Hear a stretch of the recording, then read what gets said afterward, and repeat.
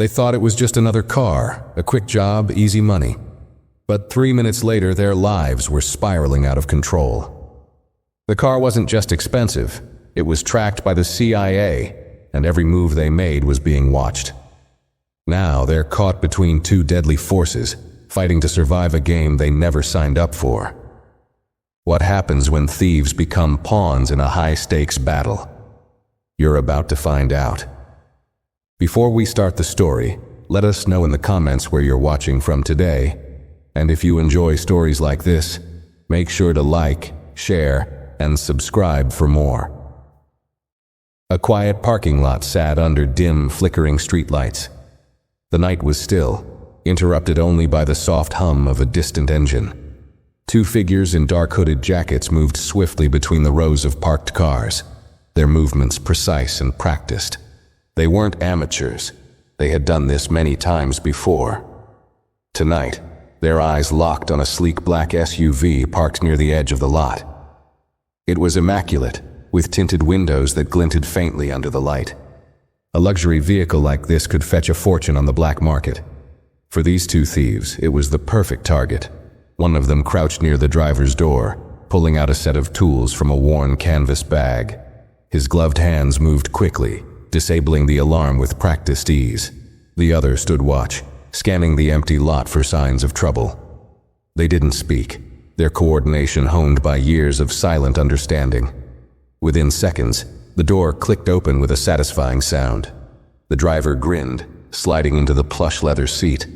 "Look at this beauty," he muttered under his breath as he examined the dashboard. The screens and controls gleamed with state-of-the-art technology. His partner climbed into the passenger seat, running his fingers over the polished wood trim. "Let's move," the passenger urged, his voice low. "We don't have time to admire it." The engine purred to life, almost too quietly for a car this powerful. The thieves shared a quick glance of satisfaction as they pulled out of the lot. The SUV handled smoothly, gliding over the asphalt with effortless grace. The driver chuckled, his confidence growing. "Easiest job we've ever done," he said. "This thing's practically a gift." They turned onto a deserted highway, the road stretching out endlessly ahead of them. The night seemed to embrace their escape, and for a brief moment, they believed they had pulled off the perfect heist. But then, something unusual happened. A faint chime echoed from the dashboard, and the console screen lit up. Both men froze, their attention snapping to the screen. A strange logo appeared, a circular emblem with a sharp, bold design. Underneath it, words began to scroll across the display. "Unauthorized access detected. Vehicle tracking activated." The thieves exchanged a look of confusion and unease. Before they could react, the vehicle's onboard system spoke in a calm, automated voice. "Alert! This vehicle is under CIA surveillance. Authorities have been notified." The driver's hands tightened on the wheel, his knuckles turning white. "What the hell is this?" he hissed. His partner leaned closer to the screen, his eyes widening. "CIA? No, this has to be a joke. It's gotta be fake." The calm voice continued, ignoring their disbelief. "Security protocols engaged. Remote system activation in progress." Without warning, the SUV's doors locked with a sharp click. The dashboard lights dimmed, and the engine began to hum louder, almost as if the car itself was coming to life. Panic settled in the thieves' chests as they realized they were no longer in control. The driver slammed his foot on the brake, trying to bring the car to a halt, but the pedal didn't respond. The engine maintained a steady, ominous hum as if mocking his efforts. "What's going on?" he yelled, gripping the wheel with trembling hands. His partner frantically pressed buttons on the console, hoping to shut off whatever system had taken over. The screen, however, ignored their inputs, flashing another message in bold red letters. "Security override engaged." The car began to slow on its own, cruising to a stop in the middle of the empty highway. The thieves exchanged panicked glances, their breaths coming faster now. The passenger fumbled for his phone, his hand shaking as he dialed a number. "I'm calling Liam," he said, referring to their tech-savvy contact who had helped them with stolen vehicles in the past. "He'll know how to fix this." Before the call could connect, the car's speakers came to life again. This time, it wasn't the automated voice. Instead, a real person spoke, calm, steady, and authoritative. "Good evening, gentlemen. You've made a grave mistake." The thieves froze, their eyes darting around the car as though trying to locate the source of the voice. "Who is this?" the driver barked, his voice cracking under the pressure. "You're in possession of a CIA asset," the voice replied. "Stay where you are. You've got exactly 7 minutes before our team arrives." The passenger swore loudly, throwing his phone onto the dashboard. 7 minutes? What team? His words came out in a rush, panic overtaking his usual calm demeanor. The driver gritted his teeth, his mind racing. "We're not sitting here waiting to be caught," he growled. He jerked the gear shift into reverse, slamming the gas pedal, but the car didn't move. Instead, the engine revved and then died down again, refusing to obey. A small drone suddenly appeared outside the windshield, hovering silently in the dark. Its blinking red light reflected off the glass, casting an eerie glow into the cabin. The passenger recoiled, his back pressing against the seat. "They're already watching us," he whispered. The driver clenched his fists, his frustration bubbling over into anger. "I don't care who's watching." He reached for a tire iron stashed under his seat and swung it at the window. The glass didn't even crack. It was bulletproof. The automated voice returned, this time colder and more mechanical. "Unauthorized attempts to damage the vehicle will result in escalation. Warning, extraction protocol active." The passenger's face turned pale. "What does extraction protocol mean?" he muttered. The driver didn't answer. His focus was now on the glowing countdown that had appeared on the screen. 0600, and ticking down steadily. For the first time, a crushing sense of inevitability began to settle over them. They weren't just dealing with a high-tech car. This was something far beyond anything they had ever encountered. And now, they were completely at its mercy. The countdown on the dashboard continued to tick away. 5:45. 5:44. The thieves sat frozen for a moment, their earlier bravado replaced by sheer panic. The driver slammed the steering wheel in frustration. "This is insane. We need to get out of this car." He reached for the door handle, yanking at it with all his strength, but the locks refused to budge. The passenger pulled out his phone again, desperately scrolling through his contacts. "Maybe we can call someone. Liam, the boss, anyone." His voice trembled as he dialed. The phone rang once, twice, then connected. "Liam, it's us," the passenger blurted out. "We've got a situation. We stole a car, but it's not normal. It's tracked by the CIA or something. They've locked us in, and there's a countdown." Liam's voice on the other end was calm but confused. "What the hell are you talking about? The CIA? Are you sure it's not some kind of security system?" No, it's way beyond that," the passenger snapped. "The car is talking to us. It says an extraction team is coming and there's some kind of drone watching us." Liam paused for a moment before muttering, "You idiots. Did you check the car before you took it? What kind of heat are you bringing on us?" His voice turned serious. "I'll try to dig into the car's system remotely, but if it's really CIA tech, I can't promise anything. Just stall them until I figure something out." The call ended and the passenger turned to the driver, his face pale. "He's going to try something, but we're on our own for now." "Stall them?" the driver spat. "How the hell are we supposed to do that?" His anger boiled over as he pounded the dashboard with his fist. The screen didn't react to his outburst, continuing its countdown without pause. 4:30, 4:29. Suddenly, the SUV's speakers crackled again. "Gentlemen, you're running out of time," the calm voice announced. "If you cooperate, this doesn't have to end badly for you." The driver leaned forward, his eyes wild. "Who the hell are you?" he shouted at the empty air. "What do you want from us?" The voice ignored his question.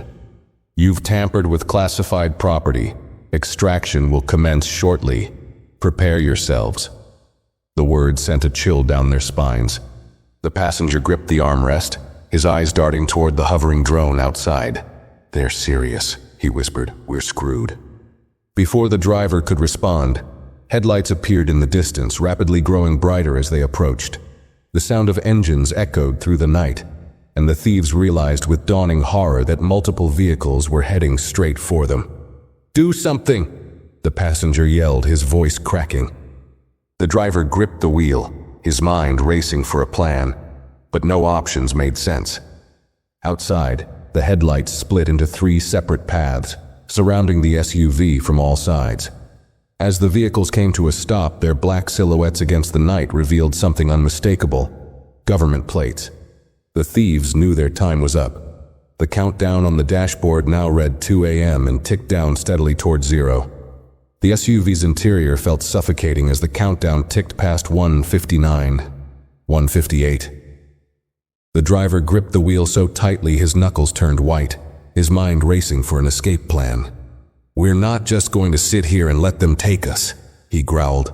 He slammed his foot on the accelerator in desperation, but the car didn't budge.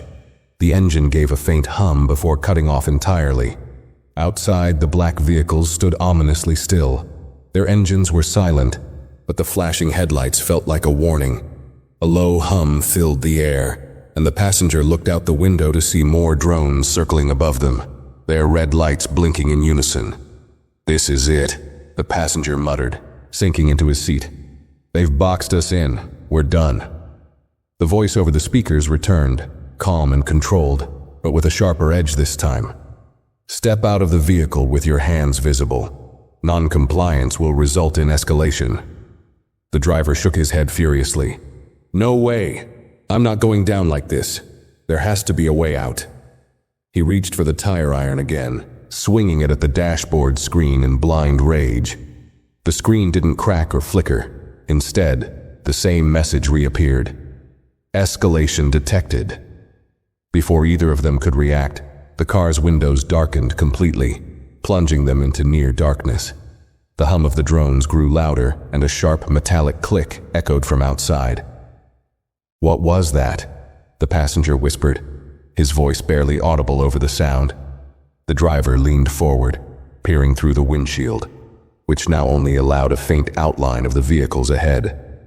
A figure stepped out of the lead car, wearing a dark tactical uniform. Their face was obscured by a helmet and visor, but the unmistakable insignia of the CIA was emblazoned on their chest.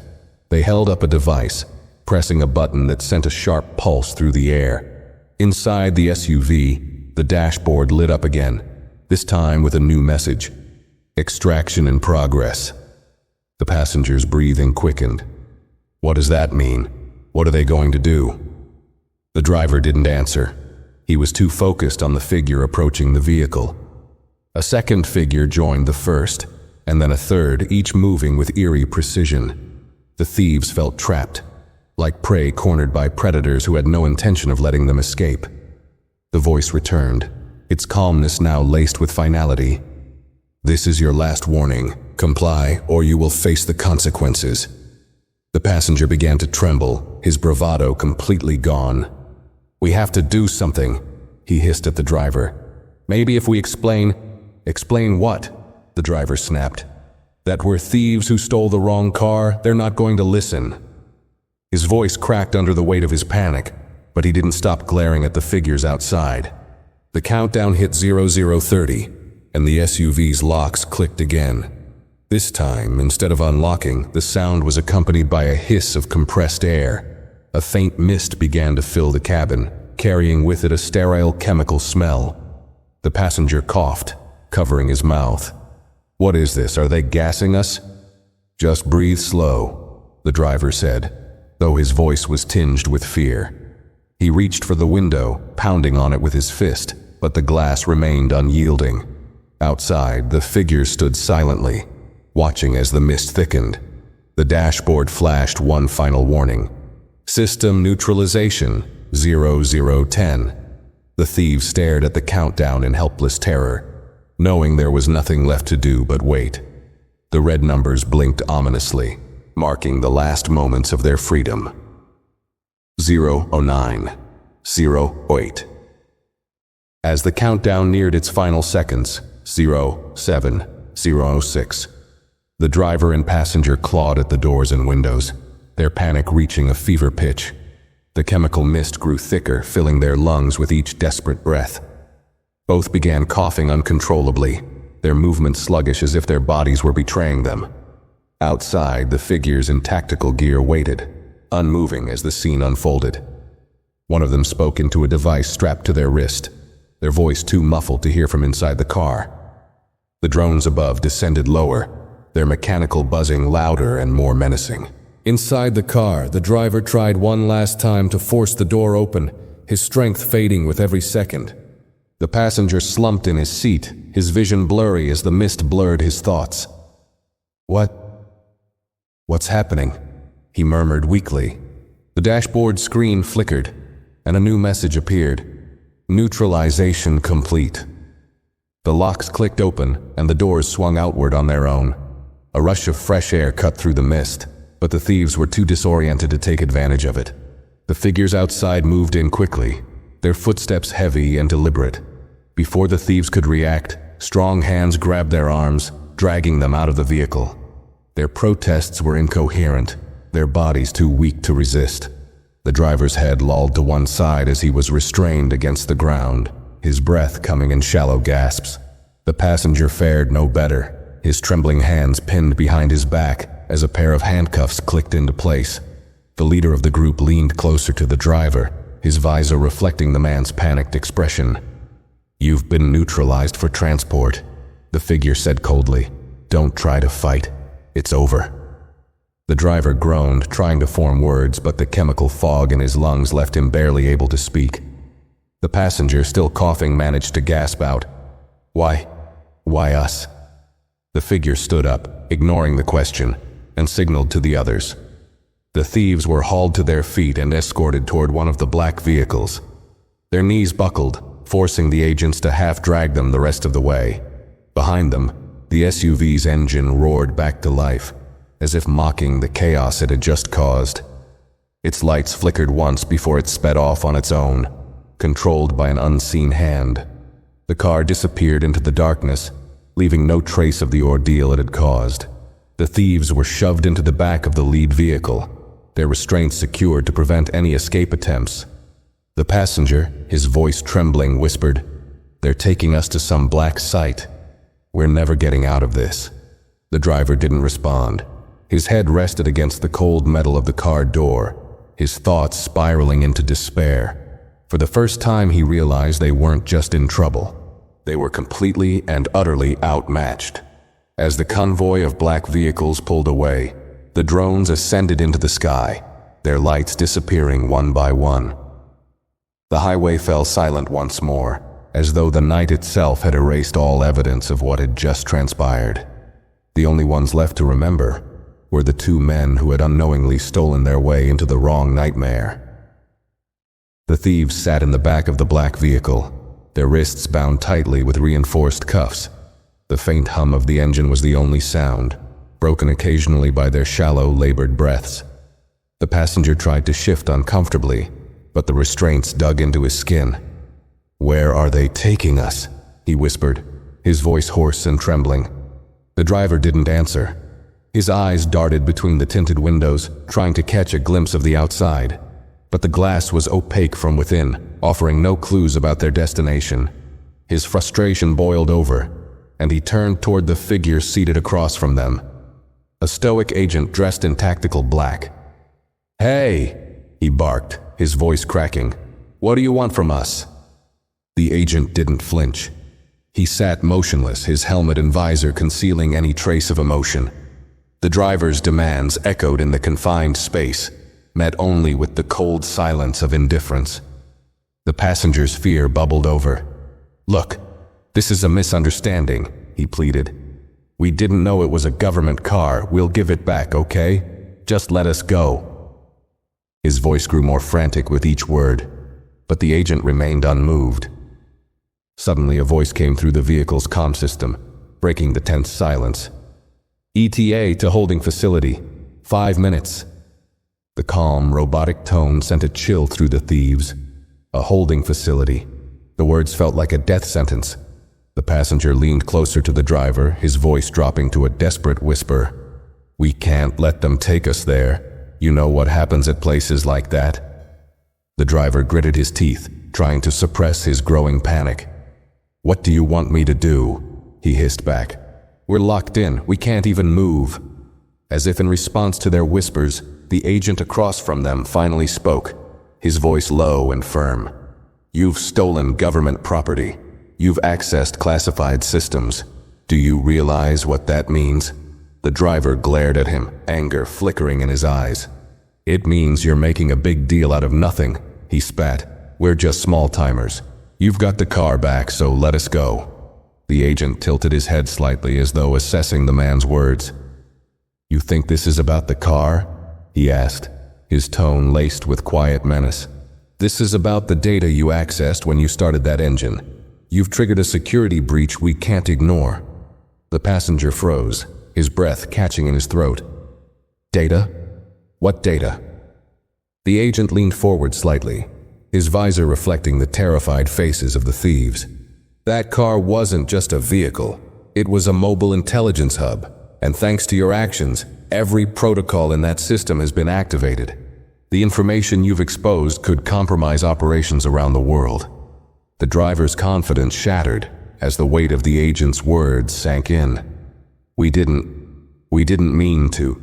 "It doesn't matter what you meant to do," the agent interrupted. "What matters is what you've done." The thieves sat in stunned silence, their minds struggling to grasp the enormity of the situation. Outside, the vehicle turned sharply, and the hum of tires on gravel signaled they were no longer on a public road. The passenger's voice broke the silence again, quieter this time. "We're dead, aren't we?" The agent didn't respond, but the cold, unyielding silence was answer enough. The only sound was the countdown of the minutes, each one pulling them closer to a fate they no longer felt they could escape. The black SUV carrying the thieves rolled onto a narrow, unmarked road, its tires crunching against loose gravel.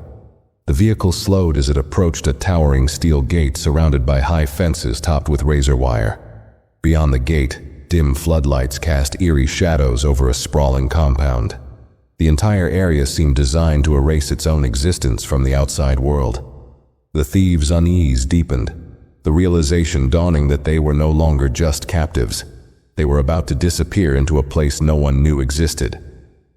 Inside the vehicle, the driver and passenger exchanged panicked glances. Their earlier bravado had vanished completely. "We can't go in there," the passenger whispered, his voice barely audible over the sound of the engine. "You know what places like this are. No lawyers, no phones, no chance."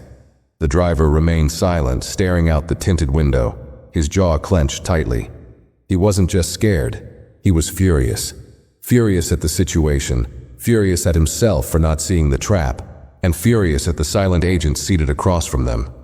He wanted answers, but the cold, detached demeanor of their captor only added to the suffocating sense of dread. The SUV came to a stop just inside the gate, and the two thieves tensed as they heard the locks click again. This time the doors swung open without warning, and two more agents in black tactical gear appeared, motioning for them to step out. The passenger hesitated, his heart pounding in his chest, but the sharp bark of "move" jolted him into compliance. The driver followed, his eyes darting around the compound, looking for any chance, however slim, to make a break for it. As soon as they stepped out, their senses were overwhelmed. The air was thick with a faint metallic smell, and the glow of the floodlights illuminated tall, featureless buildings that seemed devoid of windows. The place felt sterile, mechanical, and utterly lifeless. The kind of place that erased people. "Walk," one of the agents ordered, gesturing toward a steel door at the base of the largest building. The thieves trudged forward, their hands still cuffed, their shoes scraping against the gravel. The passenger's mind raced, trying to piece together an explanation for what was happening. "Look," he started, his voice shaking. "This is all a mistake.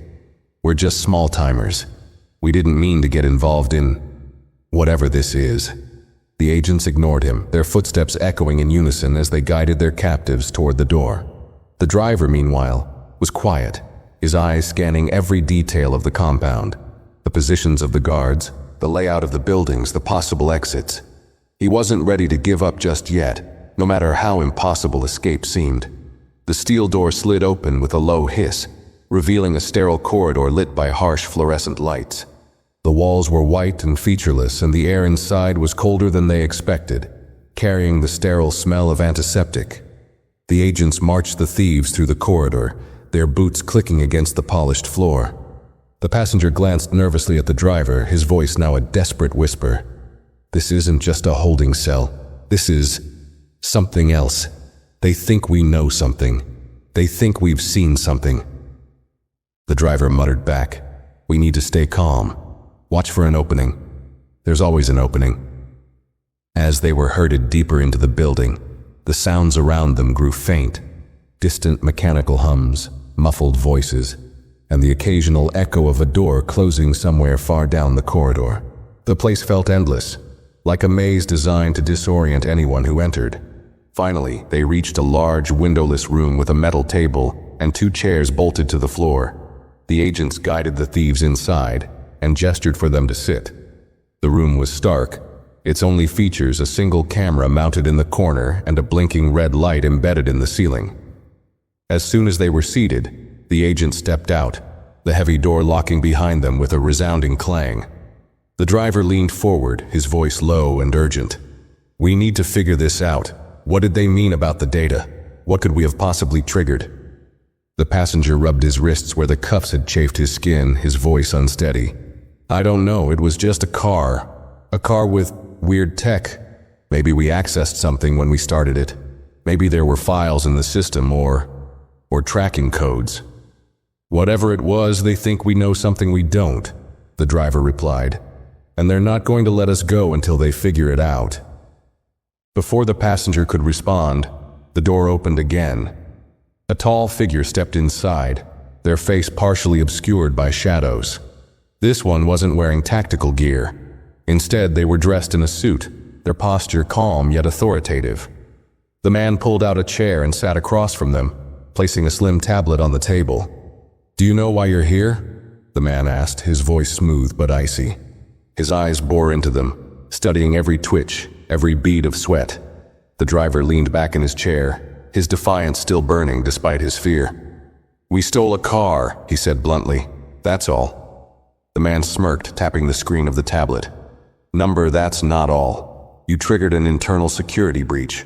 Do you have any idea what that means?" The driver clenched his fists, his frustration bubbling to the surface. "We don't know anything. It was just a car. We didn't touch anything. Just drove it out of the lot." The man leaned forward, his smirk vanishing. "That car wasn't just a vehicle. It contained encrypted intelligence, active surveillance modules, and classified files. Your theft-activated protocols meant to protect that data at all costs. And now, everything points to you." The passenger's voice cracked as he stammered. "But we didn't see anything. We didn't access anything. We didn't even know whether you knew or not," the man interrupted, his tone growing colder. "Is irrelevant. The fact remains, you've opened a door that cannot be closed." The room fell silent as the weight of the man's words sank in. The thieves exchanged a glance, their earlier confidence now completely eroded. Whatever game they thought they were playing, it was clear now. They were way out of their league. The room was unbearably quiet after the man's words. The only sounds were the faint hum of the overhead light and the thieves' shallow breathing. The driver stared at the man across the table, his mind racing for any angle, any explanation that might convince him they were telling the truth. But the man's cold, calculating gaze left no room for negotiation. The passenger shifted nervously in his chair, his hands trembling against the smooth surface of the table. "Look," he began, his voice shaky but desperate. "We didn't know what we were taking. We thought it was just a car, a really expensive car. That's all. Whatever's in it. We don't know anything about it." The man leaned back slightly, his expression unreadable. "You keep saying you don't know," he replied, his voice calm yet laced with menace. But the fact that you had it in your possession means you're already a liability. A liability? The driver snapped, his frustration boiling over. We didn't ask for any of this. You think we wanted to steal some government spy car? We just wanted to make some cash, not get dragged into whatever this is. The man's eyes narrowed, and he tapped on his tablet again. A holographic projection flickered to life above the table, displaying the SUV they had stolen. It rotated slowly, highlighting various parts of the vehicle. Antennas, hidden panels, and a compartment labeled sensitive data storage. This, the man said, gesturing toward the projection, is not just a car. It's a mobile command unit. Every system in this vehicle is designed for covert operations, and when you started it, you didn't just steal a car. You triggered a cascade of security protocols designed to protect its contents. The passenger swallowed hard, his mouth dry. What? What kind of contents? The man tilted his head slightly, as though considering whether they deserved an answer. Let's just say, he began slowly, that vehicle contained encrypted files detailing operations critical to national security. Locations, identities, assets, everything needed to dismantle years of work in a matter of moments. And now, thanks to your interference, that data has been flagged as compromised. The driver felt the weight of those words hit him like a brick. His earlier defiance began to crack, replaced by the dawning realization of how far they'd fallen into a pit they hadn't even known existed. We didn't do anything with the files, he muttered, almost to himself. We didn't even know they were there. Intent doesn't matter, the man replied sharply. The breach was triggered, and every failsafe in that vehicle went into effect. As far as our systems are concerned, you're now part of the threat. The passenger looked like he was about to break down. What does that mean? What happens to us now? The man leaned forward again, his gaze icy. That depends entirely on you. The room fell silent again, the man's words hanging in the air like a guillotine blade. The driver and passenger exchanged nervous glances, both realizing they had no idea what cooperation even meant in this situation. The driver, still clinging to a shred of resistance, narrowed his eyes. If you think we know something, just ask. But we're telling you, we don't have anything to give. The man didn't answer immediately. Instead, he stood and walked to the corner of the room, where he tapped on a hidden control panel embedded in the wall. A section of the wall slid open, revealing a second room, a smaller, darker space lined with monitors. The thieves couldn't see the details, but the flickering screens displayed images that made their stomachs churn. Satellite footage, live surveillance feeds, and what looked like detailed dossiers of individuals they couldn't identify. The man turned back to them, his face now illuminated by the faint glow from the monitors. Let me make something very clear, he said, his tone colder than before. You may not have accessed the data directly, but the moment you drove that vehicle, its systems registered your presence. Biometrics, fingerprints, even voice imprints. You're embedded in the system now. The passenger's face turned ashen. So what? You think we're spies or something? That we're working with someone else? The man smirked, though it wasn't a pleasant expression. I don't think you're working with anyone, not yet at least. But the people who'd love to get their hands on what's in that car, they'll think you are. And if we let you go, you'd have a target on your backs for the rest of your lives. The driver slammed his fist on the table. Then what the hell do you want us to do? You've got the car, you've got your data. Just wipe us from your system and let us go. It's not that simple, the man replied, his smirk fading. The data you triggered created a trail. That trail doesn't disappear just because we've recovered the vehicle. We need to ensure there's no further compromise. And how are you going to do that? The passenger asked, his voice trembling. The man's eyes locked onto theirs, his expression turning deadly serious. That depends on whether you're willing to cooperate. You can help us contain this situation, or you can become collateral damage. The words hit them like a punch to the gut. Cooperation or collateral damage. The choice sounded simple on the surface, but the implications were clear. Either way, their lives as they knew them were over. The driver clenched his fists, his mind spinning. The passenger sat frozen, his chest heaving with shallow breaths. The room seemed to close in around them, the cold glow of the monitors casting long shadows that seemed to echo the enormity of their mistake. "Fine," the driver said at last, his voice a low growl. "Tell us what you want, but this better mean we walk out of here alive." The man's lips curled into a faint, calculating smile. "That," he said, "remains to be seen." The man's cryptic response hung in the air, offering no reassurance. The passenger's head snapped toward the driver, his eyes wide with panic. "What does that mean?" he whispered hoarsely. "He's not going to let us walk, is he?" The driver's jaw tightened. His temper flared, but he forced himself to stay calm. They were outmatched, and he knew it. Lashing out wouldn't save them. Instead, he stared at the man across the table, his voice laced with anger and desperation. "If you want us to cooperate, stop playing games and tell us what's going on. What do you need from us?" The man studied them for a moment, his face as unreadable as ever.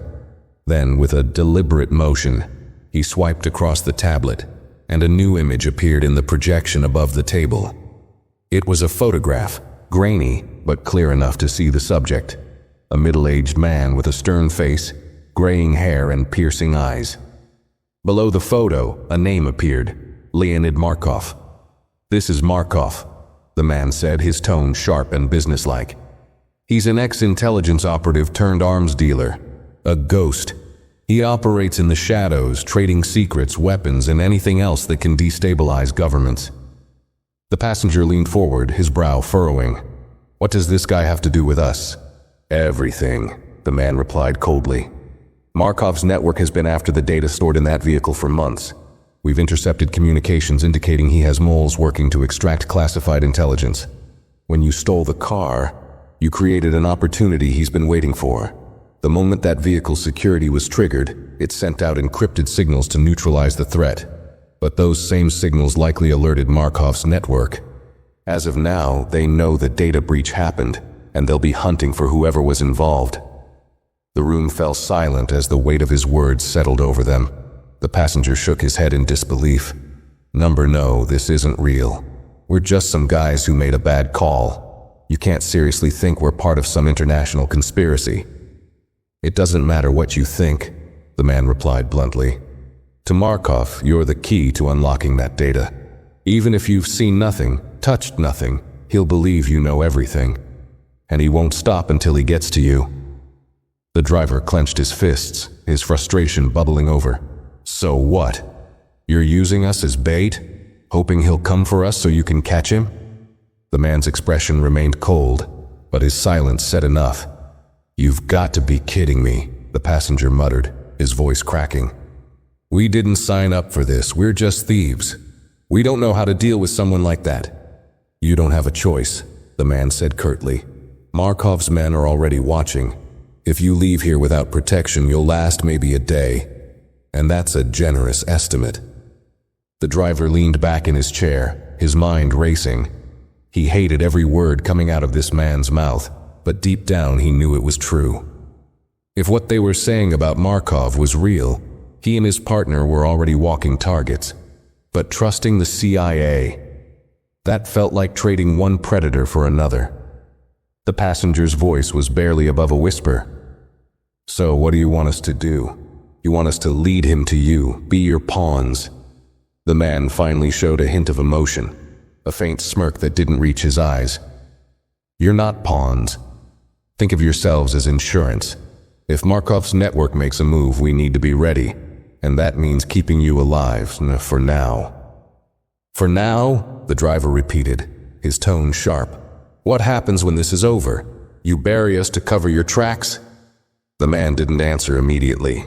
Instead, he leaned forward, his voice low but firm. "What happens next depends entirely on your cooperation.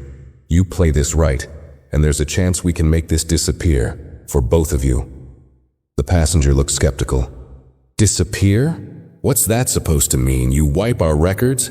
Pretend this never happened?" "If you're useful," the man said, his tone cold. "You'll walk away with new identities and a clean slate. If not, well, let's just say you don't want to find out." The room went silent again, the tension thick enough to cut. The driver and passenger exchanged a long, uncertain glance. They didn't trust the man or the agency he worked for, but the alternative was worse. Running would mean death, not just for them, but possibly for anyone connected to them. Finally, the driver spoke, his voice steady but heavy with resignation. "What do we have to do?" The man sat back, his expression one of quiet satisfaction. "We need you to stay exactly where you are. You'll be placed under surveillance, but you'll remain the bait. Markov will come looking, and when he does, we'll be ready." The passenger paled, his mind reeling. "And if he gets to us before you do?" The man's gaze turned icy. "Then I suggest you make yourself worth saving." The response sent a chill through both thieves. They were trapped in a game they couldn't win, pawns in a conflict far beyond their understanding. And as the man rose to leave, they realized the terrifying truth. They weren't just fighting for their freedom anymore. They were fighting to survive a world they had only glimpsed, a world of shadows, lies, and impossible choices. The door slammed shut behind the man, leaving the thieves alone in the cold, featureless room. The driver slumped in his chair, burying his face in his hands. The passenger, still trembling, stared at the blank metal wall in front of them. His mind felt like a spinning top, each thought crashing into the next. This can't be real," he whispered, more to himself than to the driver. "This has to be some kind of sick game. We're nobodies. Why would Markov even care about us?" The driver finally looked up, his face tight with frustration and fear. "Because," he said sharply, "we just stole a damn spy car. That's why." He exhaled heavily, leaning back in the chair and glaring at the ceiling. "They're using us, plain and simple. Markov wants the car's data. The CIA wants Markov, and we're stuck right in the middle." The passenger shook his head, gripping the edge of the table until his knuckles turned white. "We can't do this. We're not soldiers, we're not spies. We're just two guys who made a stupid mistake. They can't expect us to survive something like this." The driver's tone softened, though his frustration was still evident. "Do you think they care? They've already decided we're expendable. We either play along or we're dead." The passenger's breath hitched, his panic bubbling to the surface again. "What happens if Markov finds us first? You heard what that guy said. These people don't mess around. They'll think we know something even if we don't." The driver stood abruptly, his chair scraping against the floor. He began pacing the room, his footsteps echoing off the stark walls. "We're not sitting ducks," he said firmly, though his own fear betrayed him. "We've made it out of tight spots before. We just need to figure out how to play this." "Play this?" The passenger snapped, his voice rising. "This isn't some two-bit heist, man. These people are killers. Markov, the CIA, they don't care about us. We're pawns, and pawns always get sacrificed first." The driver stopped pacing, fixing his partner with a sharp glare. "Then we stop being pawns," he said simply. The passenger scoffed, his disbelief evident. "Stop being pawns? How do you figure we do that? You got some secret plan I don't know about?" "Not yet," the driver admitted, his voice low. "But we don't have a choice. We've got to make ourselves too valuable to throw away. If the CIA thinks they need us, they'll protect us. And if Markov gets to well, we convince him we're worth more alive than dead." The passenger stared at him, his disbelief fading into grim resignation. "You really think we can outsmart these people?" The driver smirked bitterly. "We've gotten out of worse." He looked toward the door, his mind already spinning with ideas. "The first step is figuring out how much they're not telling us." The passenger frowned. "What do you mean?" "You heard that guy," the driver explained, nodding toward the door. "He knows everything about Markov, about the car, about us. But people like him? They never tell you the whole story. There's something they're not saying, and if we can figure out what it is, we might have some leverage." "Leverage," the passenger repeated skeptically. "And what if there's nothing to find? What if we're just screwed no matter what?" "Then we go down swinging," the driver said flatly. "But I'm not just going to sit here waiting to be someone's scapegoat." Before the passenger could respond, the door opened abruptly. and 2 armed agents entered the room. "You're being moved," one of them announced, their voice curt. "Stand up."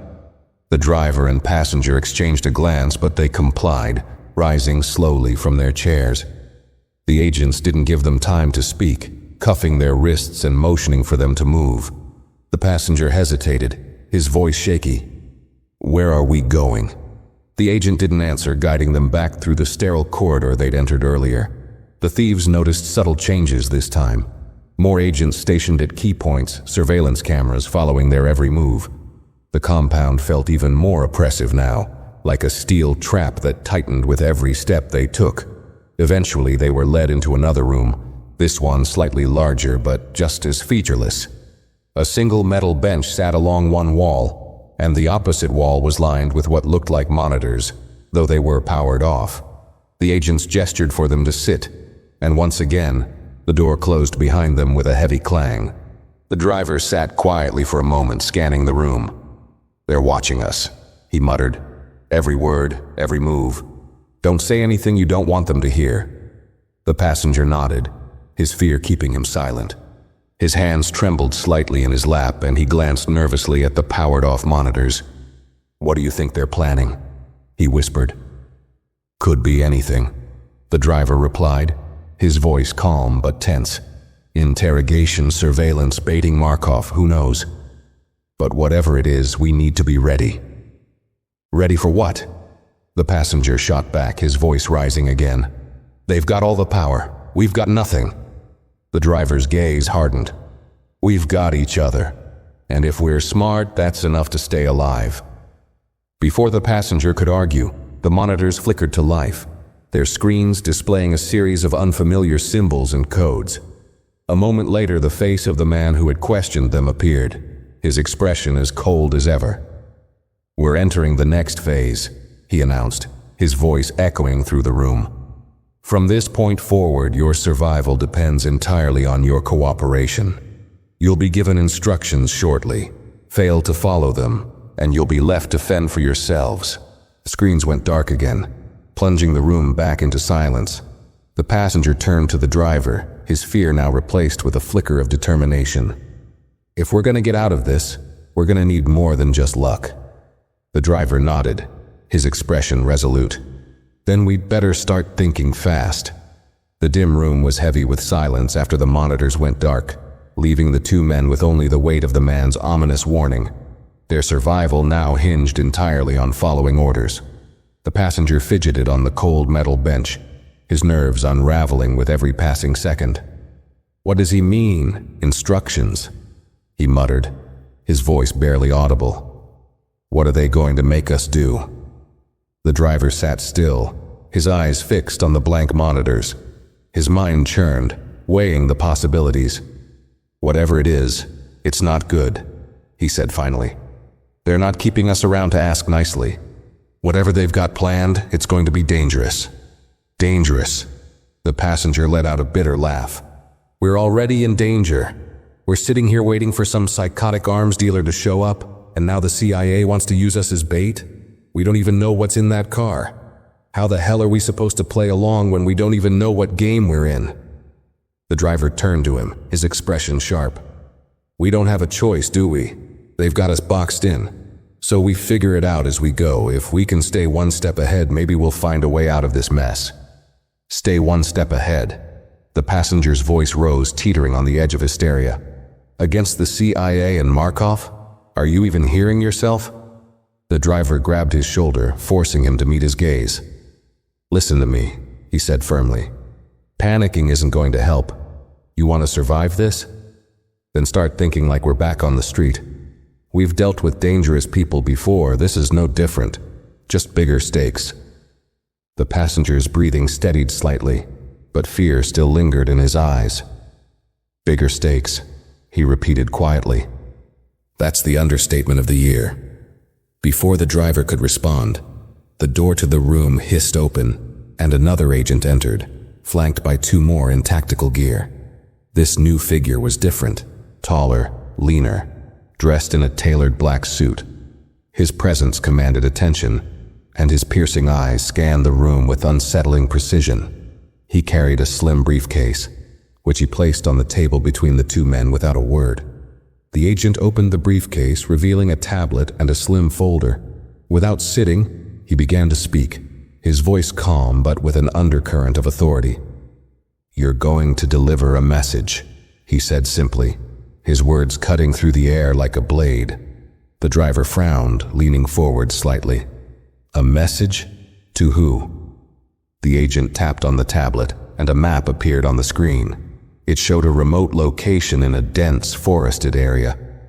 "Markov's network is large, but his inner circle is small. We've intercepted intelligence suggesting he's holding a covert meeting at this location in 48 hours. You're going to get us inside." The passenger paled, shaking his head vigorously.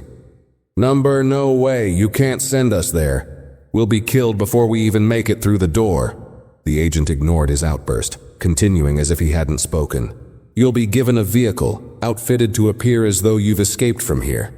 It will be tracked, but only lightly, just enough for Markov's men to believe they've found you by their own means."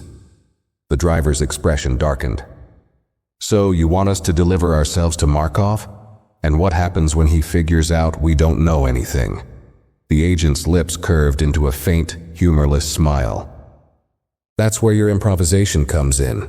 You'll convince him you have information, enough to keep him engaged until we move in." "And if we don't?" the passenger asked, his voice trembling. The agent's smile faded. "If you fail, you'll die. But your deaths will still serve a purpose. They'll draw Markov out into the open, giving us the opportunity we need to dismantle his operation." The passenger's breath hitched, and he turned to the driver, panic flashing in his eyes. "This is insane. They're setting us up to die." The driver didn't respond immediately. His jaw clenched, his mind racing as he tried to process the impossible situation they were in. Finally, he turned back to the agent. "And if we pull this off, what do we get?" The agent's expression remained neutral. "Your cooperation will be noted. Depending on the outcome, we may consider granting you protection, new identities, clean records, a fresh start." The passenger scoffed. "Yeah, right. You expect us to believe you'll let us walk after all this?" The agent leaned forward slightly, his piercing gaze locking onto the passenger. "Believe what you want, but the alternative is Markov finding you first, and trust me, he won't be as generous." The room fell silent as the agent's words sank in. The passenger buried his head in his hands, muttering curses under his breath. The driver, meanwhile, sat still, his mind working overtime. He didn't trust the agent, or the promise of a fresh start, but he knew one thing for certain: refusing wasn't an option. Finally, the driver spoke, his voice low and steady. "We'll do it, but if you screw us over, I swear, we'll find a way to make you regret it." The agent didn't flinch, merely nodding as he closed the briefcase. "You have 48 hours. Use the time wisely.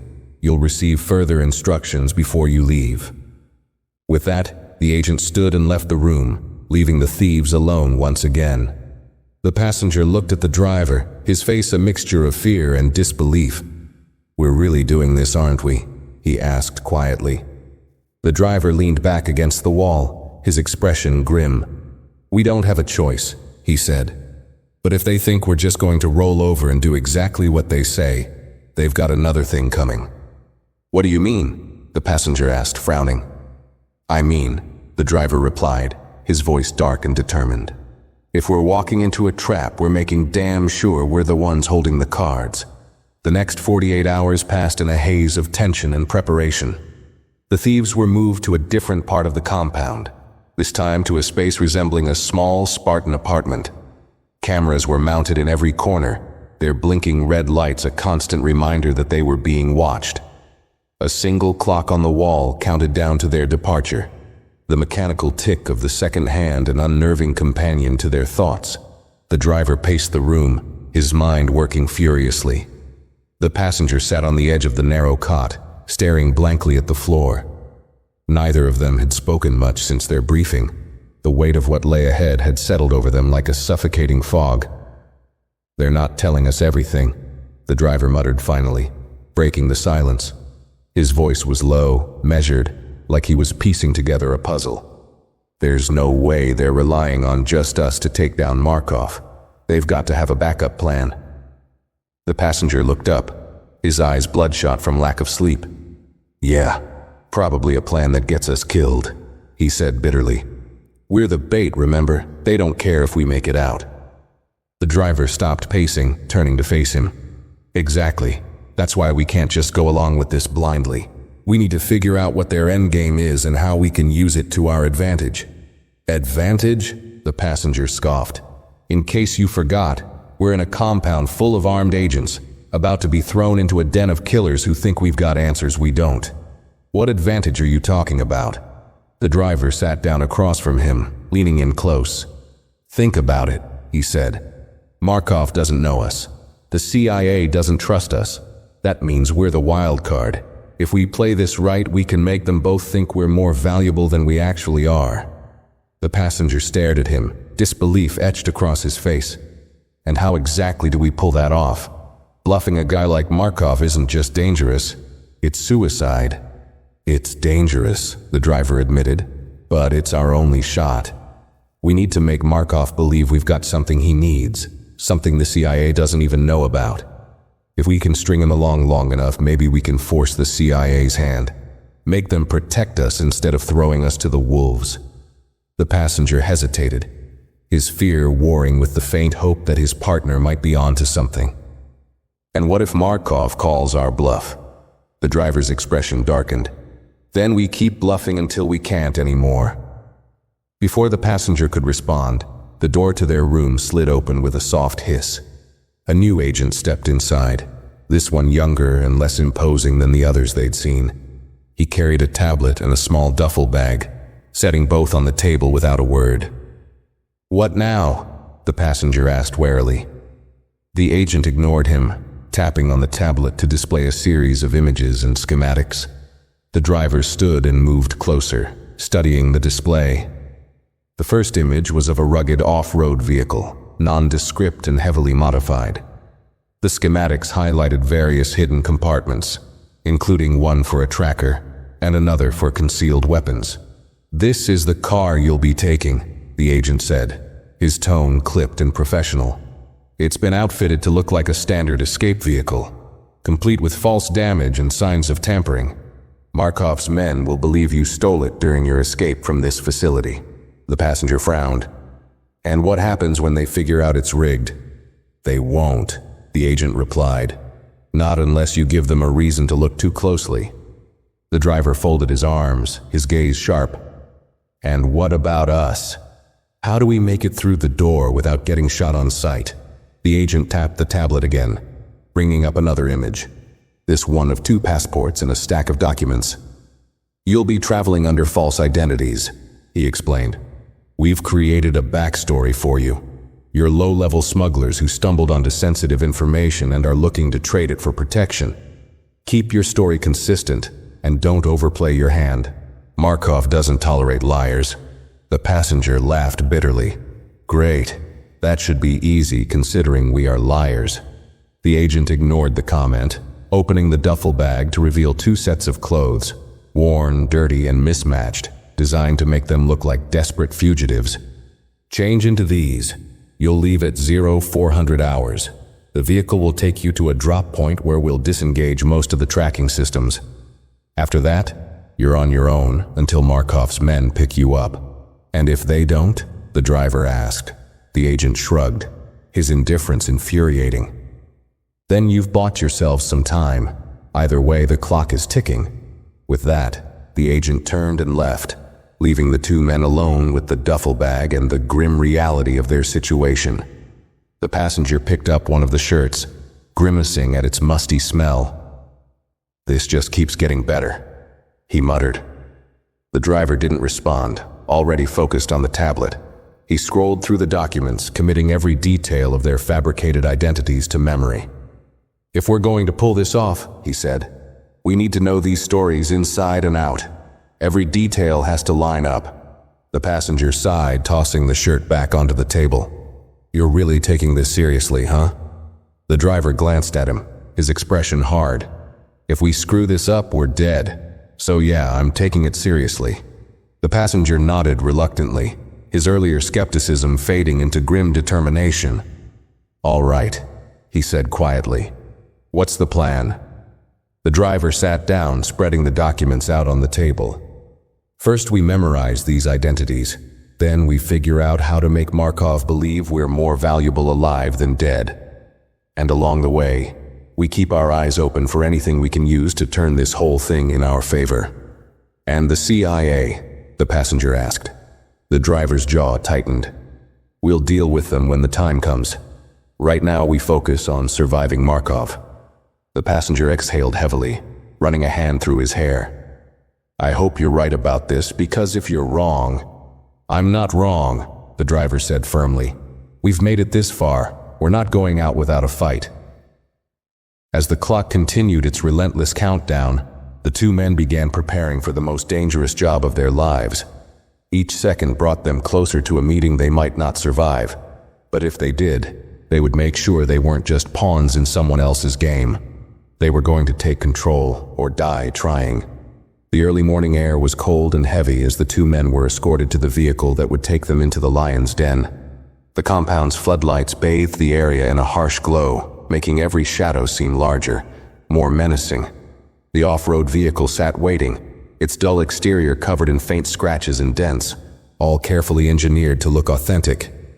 The two agents accompanying them remained silent, their faces impassive as they handed over the keys. The driver climbed into the vehicle first, his jaw set in grim determination. The passenger hesitated, his eyes scanning the compound one last time. "I don't know about this," he muttered. "Feels like we're walking into our own execution." The driver turned to him, his voice low and steady. "We are, but we're walking in with our heads up. Get in." Reluctantly, the passenger slid into the seat beside him. As the engine rumbled to life, one of the agents leaned into the open window, his expression cold. "Remember your cover. Stay calm. Stick to the plan, and don't make us regret this." The driver gave a curt nod, his hands gripping the wheel tightly. Without another word, the vehicle rolled forward, the compound's gates sliding open to let them out into the dark, empty road beyond. The gates closed behind them with a metallic clang, sealing off any possibility of turning back. The drive was long and silent. The passenger stared out the window, his thoughts racing. Every bump in the road felt like a countdown, every shadow in the trees like a ghost of what was coming. "What if they see through us?" he asked suddenly, breaking the silence. "What if Markov knows we're plants?" The driver didn't take his eyes off the road. "Then we bluff harder. We stick to the story, give them just enough to keep them interested. We make them think killing us would be a mistake." The passenger laughed bitterly. "Great. And what happens if the CIA decides they don't need us anymore?" The driver's grip on the wheel tightened, his knuckles white. "Then we're already dead. Stop thinking about it and focus on what we can control."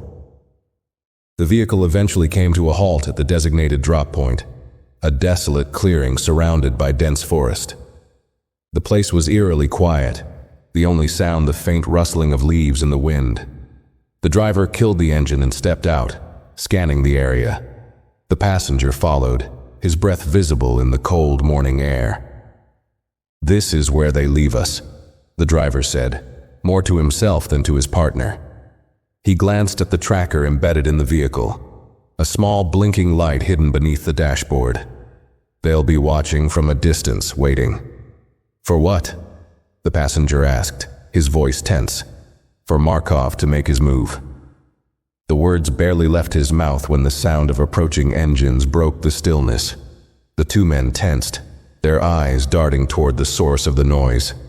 A convoy of dark SUVs emerged from the trees, their headlights slicing through the early morning haze.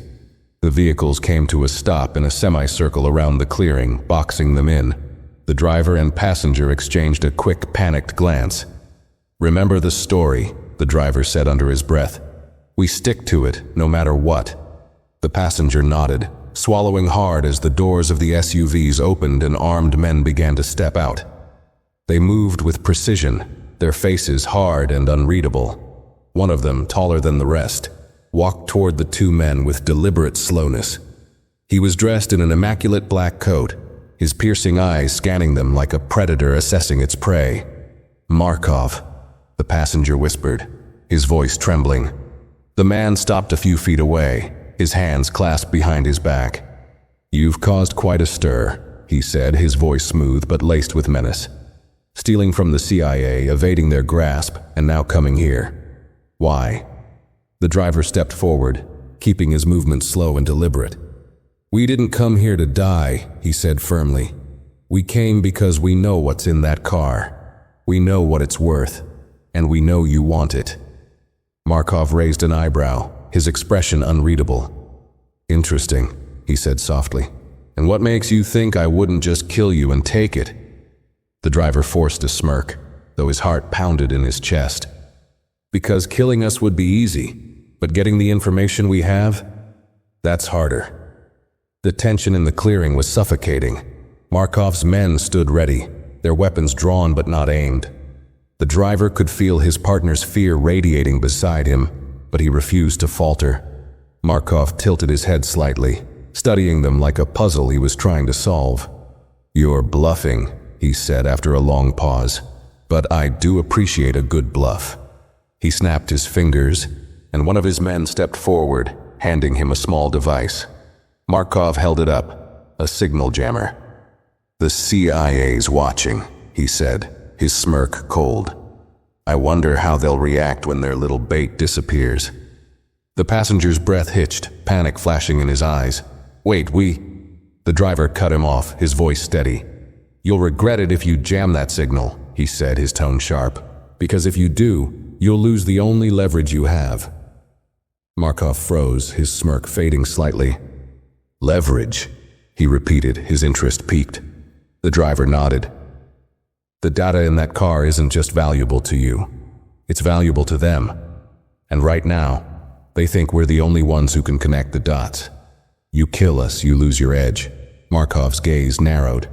For a moment, the entire clearing seemed to hold its breath. Then slowly, he lowered the device. "You're either very clever," he said, "or very stupid. Either way, I think I'll keep you alive for now." The passenger let out a shaky breath, but the driver's expression remained hard. He knew this wasn't a victory. It was just a reprieve, a momentary stay of execution. And as Markov's men escorted them toward one of the waiting SUVs, he realized their survival depended on a delicate balance. One misstep, and the game would be over. As the vehicle doors closed behind them, the driver glanced at his partner. "Stick to the plan," he murmured. The passenger nodded, though his hands trembled. "Let's hope the CIA sticks to theirs." Outside, the convoy began to move, disappearing into the forest like shadows swallowed by the dawn. The clearing grew silent once more, but the battle for survival was far from over. And deep in their hearts, both men knew the worst was yet to come. Thanks for watching. If you enjoyed this story, don't forget to hit the like button, share your thoughts in the comments, and subscribe to the channel for more exciting videos like this. See you in the next one.